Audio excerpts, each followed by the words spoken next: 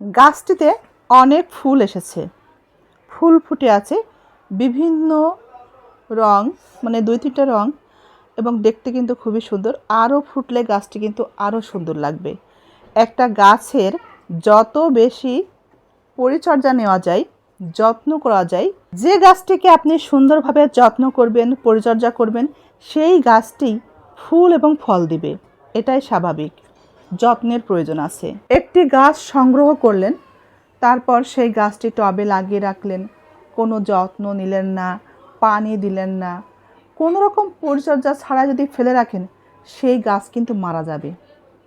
ফুল ফল আসা তো দূরে থাক, যদিও বা বেঁচে থাকে 2-1টা ফল আসতে পারে, 2-1টা ফুল আসতে পারে, কিন্তু যদি পরিচর্যাটা নেওয়া যায় সঠিকভাবে, তবে গাছে কিন্তু ফুলে ভরে যাবে, ফলে ভরে যাবে। পরিচর্যা সঠিক সময়ে সঠিকভাবে নেওয়া উচিত, যেমন গাছের, তেমন একজন ব্যক্তি তার নিজের জীবনের ক্ষেত্রেও তার জীবনের, তার শরীরের, তার মনের পরিচর্যা করতে হবে।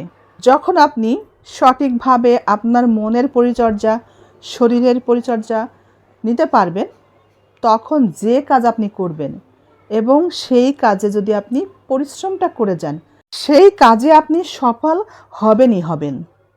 আপনার সফলতা কেউ আটকাতে পারবে না, স্বয়ং আল্লাহ আপনার সাথে থাকবে। এখন আপনি যখন কাজ শুরু করবেন, তখন কিন্তু অনেকে অনেক কথা বলবে। অনেকে বলবে, কি করে, এটা করা ঠিক না, এটা করে কেন, বিভিন্নভাবে আপনাকে আটকানোর চেষ্টা করবে, নানা জনে নানা কথা বলবে। কিন্তু থেমে থাকলে তো হবে না। আপনার কাজটি আপনাকে মনোযোগ সহকারেই করতে হবে। এবং অনেকে বলে না, পরের কথায় কান দিও না। না, আমি বলবো পরের কথায় কান দিবেন, তাহলে আপনার ভুলগুলো আপনি শুধরাতে পারবেন। আপনি সমাজের মানুষের কাছে অপমানিত হবেন না, লাঞ্ছিত হবেন না। আপনি সফল হচ্ছেন, কিন্তু অন্যায় পথে, লোকের কথা শুনছেন না, অন্যায়ভাবে সফল হওয়ার চেষ্টা করে যাচ্ছেন, তাহলে হবে? হবে না। লোকের কথা শুনতে হবে এবং বুঝে নিতে হবে আপনি আসলে কোন দিক দিয়ে সফল হতে চাচ্ছেন। সেটা মানুষ, আশেপাশের লোকজন, আপনার বন্ধু, আত্মীয়স্বজন কীভাবে নিচ্ছে এটা ভাবতে হবে। যদি দেখেন তারা আসলে নিছকই বলে যাচ্ছে আপনি সঠিক পথে আছেন, তাহলে তখন তাদের কথায় আর কান দিবেন না। আপনার মতো আপনি আপনার জায়গাতে থাকবেন এবং সেভাবেই সেই জায়গাতে শ্রম দিতেই থাকবেন। সফলতা কেউ আটকাতে পারবে না।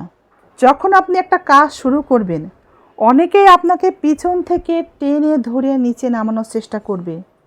কাজ যাতে আপনি না করেন, করতে না পারেন, সে ব্যাপারে নানাভাবে আপনাকে কথা শোনাবে, বোঝাবে, কিন্তু পিছিয়ে আসলে হবে না। তাদের কথা বুঝে নিতে হবে, এটুকু কিন্তু করতে হবে। ঠকানোর দরকার নেই, মানুষ ঠকাবেন না, কিন্তু মানুষ যে চালাকি করছে সেটা ধরতে শিখতে হবে।